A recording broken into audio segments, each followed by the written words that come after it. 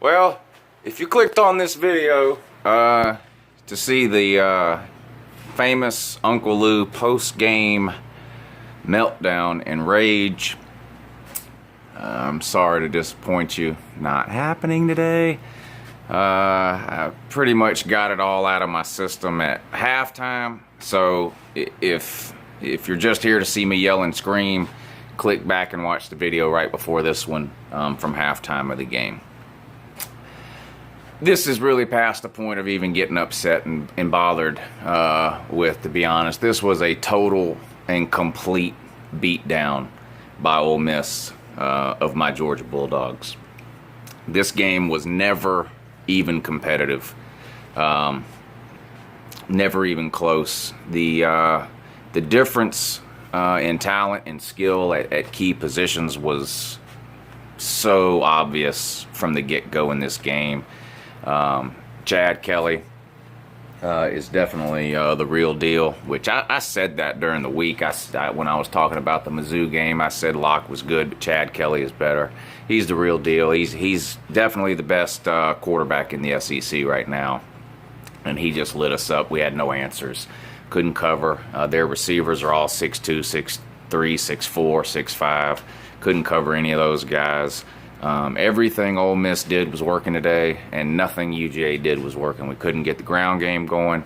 You know, Eason looked rattled for a majority of the game.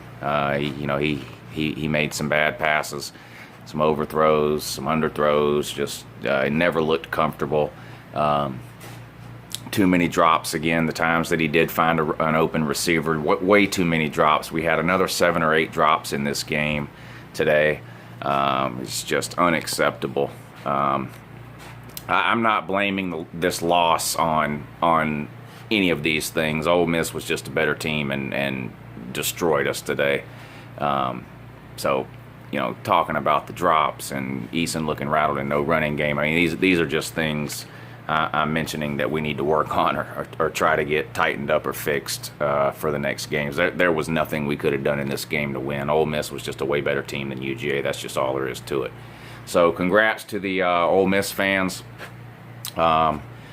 especially the butthurt, salty ones who have been crying and complaining to Uncle Lou all week about how mean I was to them in the state of Mississippi. To those of you that have been watching me for a while, you know the routine. This is just what we do here. So if you choose to take it personally, that's on you. There's nothing I can do about that. But y'all were the better team. Congrats. So to the 5 or 6 people, to the 5 or 6 Ole Miss fans who actually have internet access, hats off. Ole Miss was the better team. Congratulations. Good luck the rest of the way to Ole Miss. I'd be surprised if they lose another game, to be honest. Nothing else really to say about the game. But getting ready to start right now. 3:30. Tennessee and Florida. And guess what? Just like I said the other day, I said the other day, it doesn't matter if UGA loses 100-0.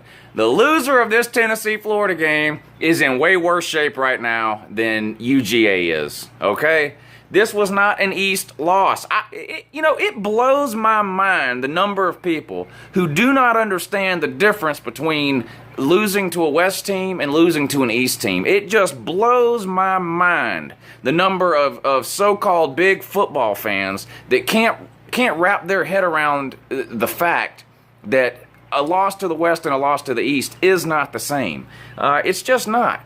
I told you, UGA could lose this game 100-0 and it wouldn't matter. And guess what? We pretty much lost 100-0, and it doesn't matter. Now, I know that makes you mad to hear me say that, but that's just the reality of the situation, okay? This wasn't an East loss. It's not like we're now a game behind Ole Miss and need them now to lose 2 games or whatever. No. That will be the case next week when we play Tennessee. 4 weeks when we play Florida. That's the difference. How it is that you so-called huge college football fans can't understand that is mind-boggling. Mind-boggling. UGA controls their own destiny, period.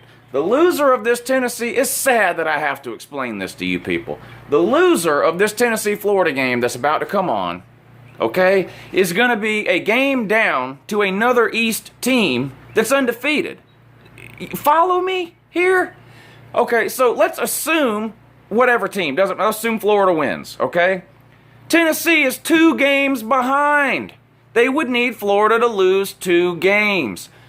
We don't need anything. All we have to do is take care of the games we play. Now, will we do that? I don't know. That's not the point. You know, you people are arguing, and then when I prove you wrong, you're like, oh, well, UGA is not beating this team or that team. Well, you don't know that. That's what I'm saying. We control our own destiny. Still, the loser of the Tennessee-Florida game does not control their own destiny. They're going to need to win out. The loser of this Tennessee-Florida game is going to have to win out and hope that the winner loses 2 SEC games. If you people can't understand that, then I don't know what to tell you. Get somebody to lay hands on you or bless you or something, whatever it is that you do. Anyway, I got to go. Very busy, important person. Very busy, too. Got a lot of things to do today. Watch this game. Anyway, have a great day and a good morning if you can, too. And I know you're mad that I'm not mad.